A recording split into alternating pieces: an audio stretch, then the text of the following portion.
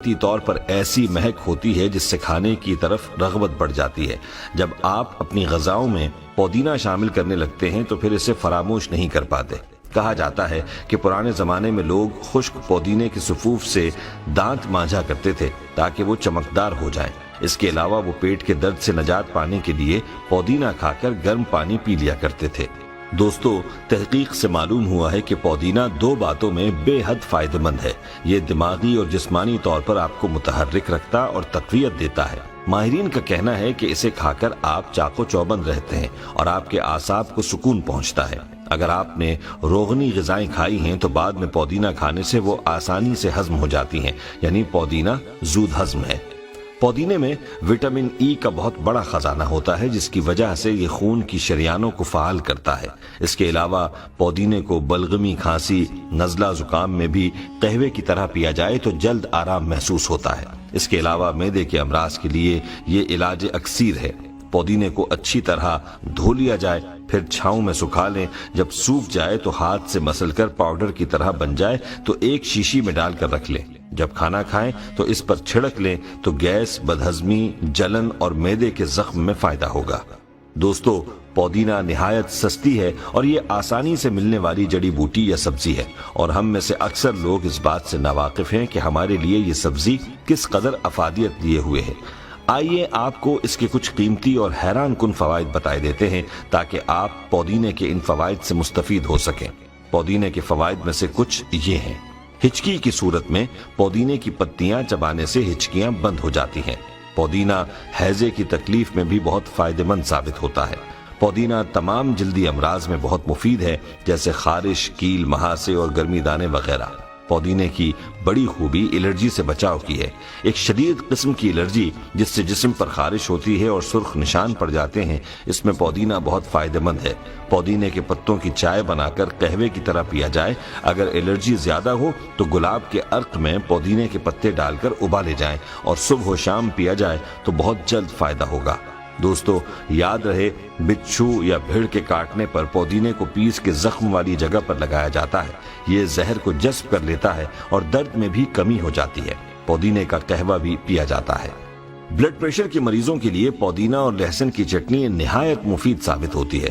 خواتین ایام شروع ہونے سے 3-4 دن پہلے پودینے کا جوشاندہ پینا شروع کر دیں تو ایام کھل کر آتے ہیں۔ پودینے میں وٹامنز اور معدنی اجزاء وافر مقدار میں پائے جاتے ہیں، لہٰذا پودینہ تازہ ہو یا خشک، اس کا استعمال بہرحال لذت اور صحت کے لیے ضروری سمجھا جاتا ہے۔ ایسے افراد جو گردے اور مثانے کی پتھریوں سے پریشان ہیں انہیں پودینہ کھانا چاہیے۔ دمے کے مریضوں کے لیے اس کا استعمال بہت اچھا ہے اور بلغم کو بھی فائدہ پہنچتا ہے۔ دوستو، پودینہ اپنے خوشگوار ذائقے اور اجزاء کی وجہ سے دانتوں کے معروف امراض اور بدبو کو ختم کرنے میں اہم کردار ادا کرتا ہے۔ پودینے میں کلوروفل اور جراثیم ہوتے ہیں۔ اگر کسی کو پایورا، مسوڑھوں کی خرابی اور دانتوں کی کمزوری جیسی شکایت ہو یا پھر گلا بیٹھ جائے اور زیادہ بولنے سے خراش پیدا ہو جائے تو تازہ پودینے کے پتے چبانے اور تازہ پودینے کے جوشاندے میں نمک ملا کر غرارے کیے جائیں تو آواز کھل جاتی ہے اور گلے کی تکلیف رفع ہو جاتی ہے۔ حال ہی میں ہونے والی ایک جدید تحقیق سے یہ بات سامنے آئی ہے کہ پودینے کا مسلسل استعمال انسانی جسم میں کولیسٹرول لیول کو کم کرتا ہے۔ پودینے کا جوشاندہ بنا کے پینے سے بلڈ پریشر کو کنٹرول کیا جا سکتا ہے اور اس میں موجود میگنیشیم ہڈیوں کو طاقت دیتا ہے۔ بظاہر ایک معمولی سی سبزی نظر آتی ہے، تاہم اس میں بے شمار خوبیاں پائی جاتی ہیں۔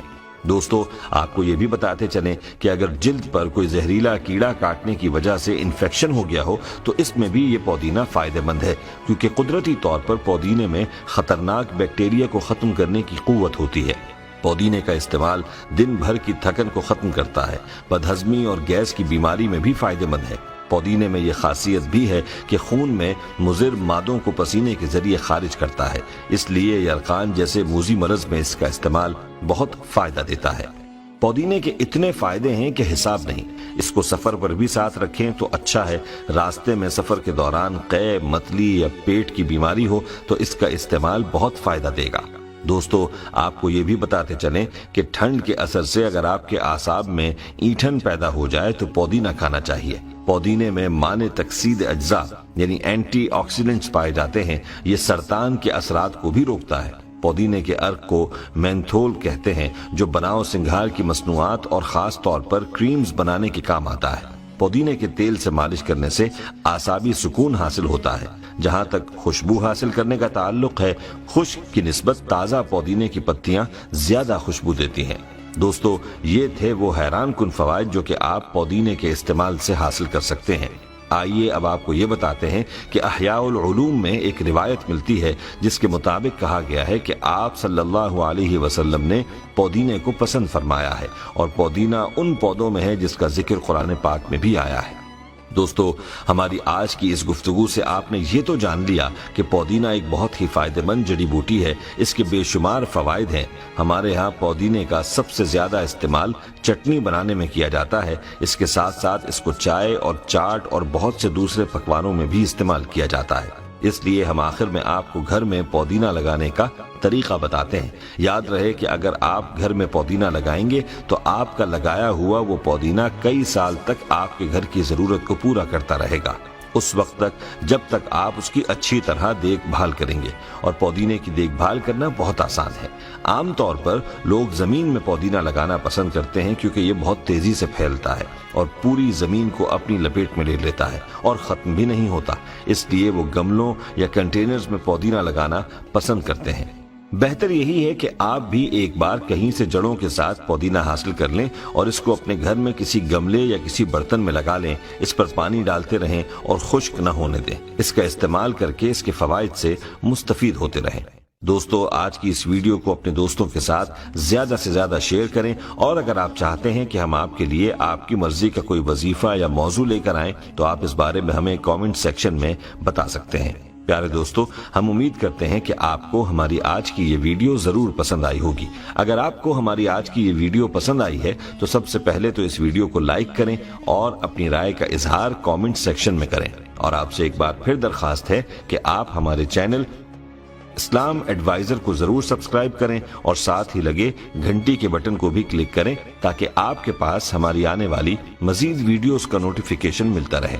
اللہ تعالی ہمیں آسانیاں عطا فرمائے اور آسانیاں تقسیم کرنے کا شرف عطا فرمائے۔ آمین یا رب العالمین۔ والسلام علیکم ورحمۃ اللہ وبرکاتہ۔